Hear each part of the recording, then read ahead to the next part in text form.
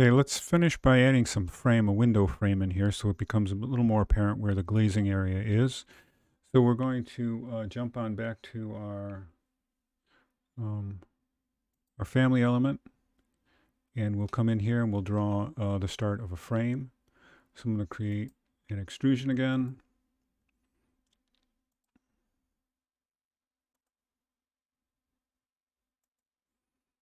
And we want to have window frame type elements here. And I'll quickly just sketch these in.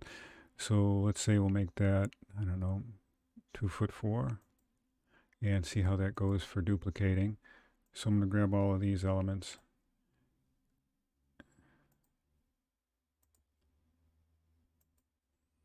And we'll copy that over to the center. And that leaves a really thin line between, but that just might be fine. Let me see what we've got here.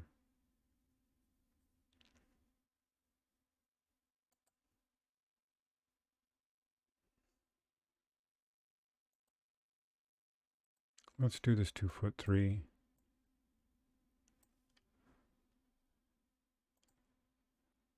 And then I'm going to get rid of the ones that I just built.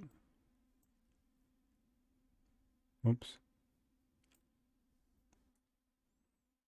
And I'm going to mirror this one to the other side. If I get them all in, all the components in there. There we go, except for this we don't want. See if I can do. Oh, I'm just going to manually pick these. Sorry. All right, and mirror that over. And then make a copy of it, which is exactly in the center. And it looks pretty uniform.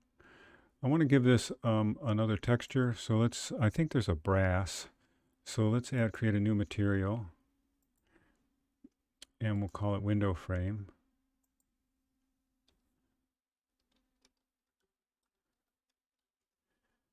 And let's see if we can find that in a metal. So we'll go back to the appearance. We'll go to metal. And we have brass and bronze. So let's pick bronze. And this patina one, let's just select that. And that'll just give us a little rich glow. Kind of upscale. Okay, so we have that added. And we're ready to complete the extrusion. And now let's look at it from the left side to see what kind of an extrusion we have. And you can see it's really thick. And we want to pull this way back. So I want to pull it back till it touches that line and lock it to it. And then take a look at what our extrusion is. So it starts at that arbitrary thing and ends at 1 foot. So what I want to do is now I want to make this, let's try 10 inches.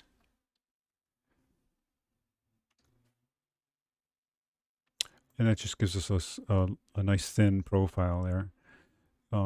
Obviously, we're just modeling at this point. The other thing we need is a glass surface. So let's go ahead and do that right away. So go back to this exterior view. We'll create another extrusion. Same area as our frame. And we're going to give it a glass material. And I might actually take a little minute to make a special window glass because I want it to have reflective properties. So I'm going to rename this window glass as opposed to just glass. And we're going to go to the material browser and look for a specific glass material. And this isn't showing very well here, so let me see if I can open this. Glazing. And kind of wanted something reflective. Just to try it. So I'm going to try this blue reflective. I'm not sure we like blue, but because it says reflective, I thought it might be interesting to try.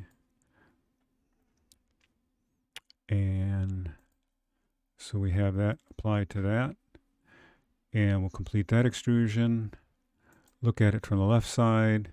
Once again, it's really thick, so we're going to pull it till it's right inside of our frame. Lock it to that. And we want it to be like a 1/4 inch thick, so I'm going to go 10.25 inches. Whoops. Try again.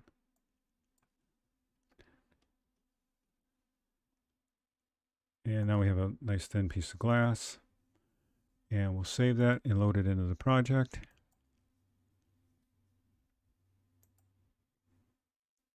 And look at it from our 3D view as soon as I can. All right, so now we have a window frame. We get that idea. We can get that feeling now of the window being set really deep within the window pocket here, creating these nice deep shadows along the glass. A little bronze to the frame. Be interesting to see what happens if we were to do a ray trace rendering. I'm finding that these renderings are really quite nice just as they are. And then let's just take a minute now. I'm going to go to the back to the full project because I wanted to kind of review what I had done to the facade that I originally made. And that was I added these kind of windows that matched up with the openings up here. You notice I didn't pull the brick out proud. It's held back a little bit. You could almost hold it back even more or continue on with that same terracotta cladding system all the way down and just have them turn into doors. So our doors or openings or whatever you might desire that to be. So, but that's your own opportunity to expand on your development of this project. I'm trying to open this crop box up and I'm not, oh, there it is. Just to show you the second facade that we've done. So I think that, you know, the only thing you might not know that's going on here are these, I cut openings that matched up with the ones above it. And then I put little pieces of brick return so that I got some depth. So there's an extra piece of wall that's happening right there that goes back, not unlike the brick wall returns that we did in one of our first projects. I made sure the curtain wall had a coloration to it. In this case, I would have spent a little more time and changed it to brass, but I was using at least some of the color tone that's used in some of the materials that are on the building.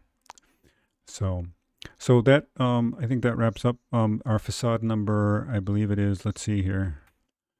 1, 2, 3, 4, 5. So it's our fifth facade. So I'll try to do a little wrap up of the presentation next.